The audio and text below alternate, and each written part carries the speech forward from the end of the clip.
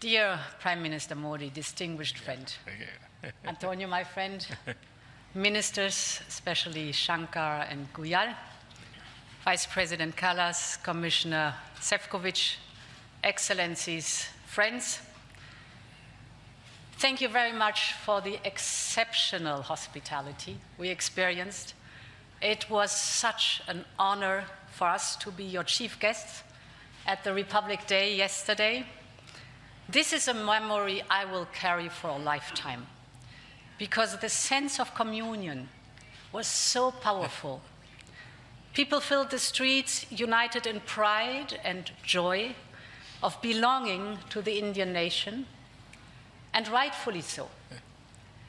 India has risen, and Europe is truly glad about it, because when India succeeds, the world is more stable, more prosperous, and more secure, and we all benefit.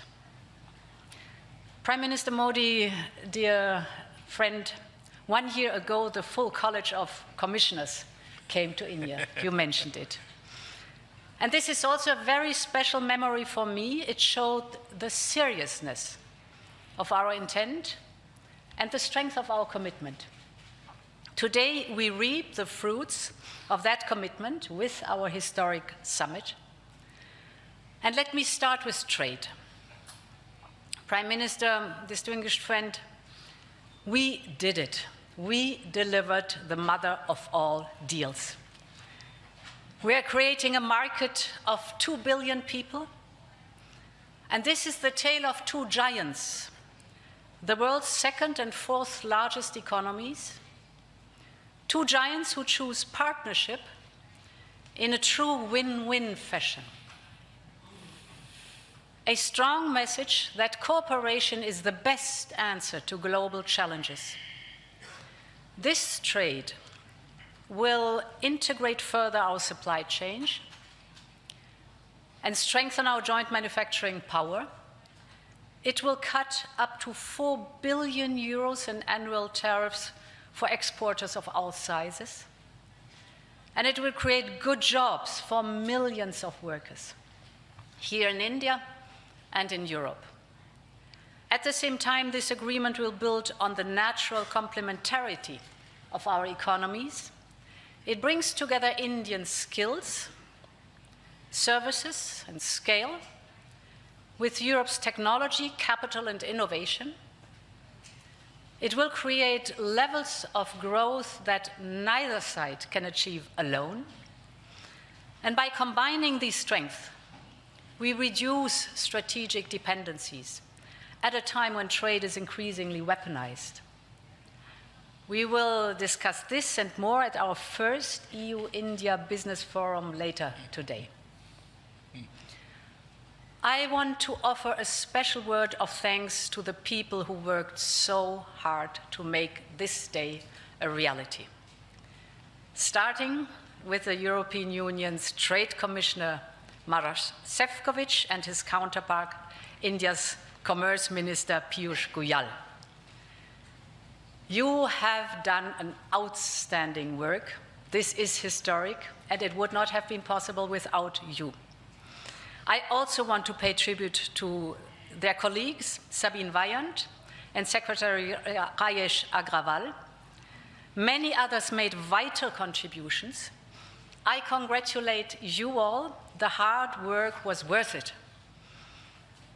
Prime Minister, distinguished friend, we're not only making our economy stronger, we are also delivering security for our people in an increasingly insecure world. And today, the world's two largest economies and democracies launch their first ever security and defense partnership. This is a landmark departure and a trust-based platform for cooperation on the strategic issues that matter most. In doing so, we will help to build each other's resilience. Europe and India have a long history of cooperation in the defense industry. Now we will enhance this teamwork even further. We will deepen our cooperation on maritime security, for example, joint naval exercises to tackle piracy. And we will step up our work on countering cyber and hybrid threats, which are getting more sophisticated by the day. And our partnership includes a dedicated dialogue on space security, from situational awareness to secure connectivity, and stronger cooperation on counterterrorism. Finally, we are launching negotiations on a security of information agreement. Europe and India have chosen to be reliable partners to one another, and this is how we demonstrate the trust we share.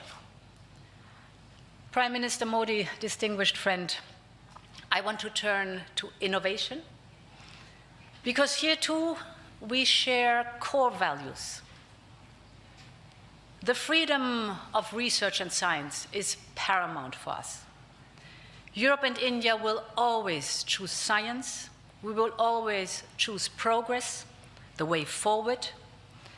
We will always choose technology at the service of our people. It's part of who we are. And our cooperation on human-centric, trustworthy artificial intelligence is one of the best examples.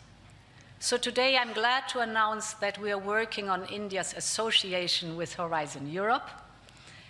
Backed by funding firepower of 100 billion euros, Horizon is the world's largest public research program.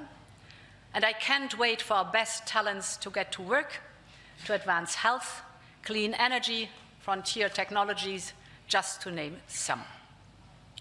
We will set up EU-India innovation hubs. This will help researchers and startups to collaborate on next-generation technology. And we are also launching the EU-India Startup Partnership to boost co-creation and high-potential ventures. Finally, Prime Minister dear Narendra, we both know our greatest wealth are our people. That is why I'm so glad that we are signing an agreement on mobility. We will facilitate the movement of students, researchers, seasonal and highly skilled workers. And this is also why we are launching the first EU Legal Gateway Office in India. It will be a one-stop hub to support Indian talent moving to Europe in full alignment with EU member states' needs and policies. This is good for our economies. This is good for the friendship between our people. And this openness benefits us all. As we conclude this 16th summit, let me reflect on another event of deep meaning. 2 weeks ago, India marked Makar Sankranti. It's the beginning of Uttarayan, the sun's northward journey. From darkness to light, from stillness to growth, from what was to what can be. And that is what makes our summit so unique and timely. The time is right for renewal, for fresh momentum, and for opening a new chapter in EU-India friendship. And this is exactly what we have achieved together today. Thank you very much.